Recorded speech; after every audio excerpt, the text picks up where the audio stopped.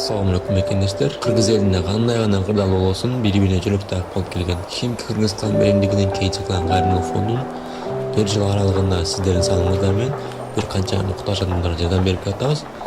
Азыркы учурда дагы Ош шаарындагы көз ажиз балдардын окуу жайына палаталары ачылыш үчүн фонддон каражат бөлдүк.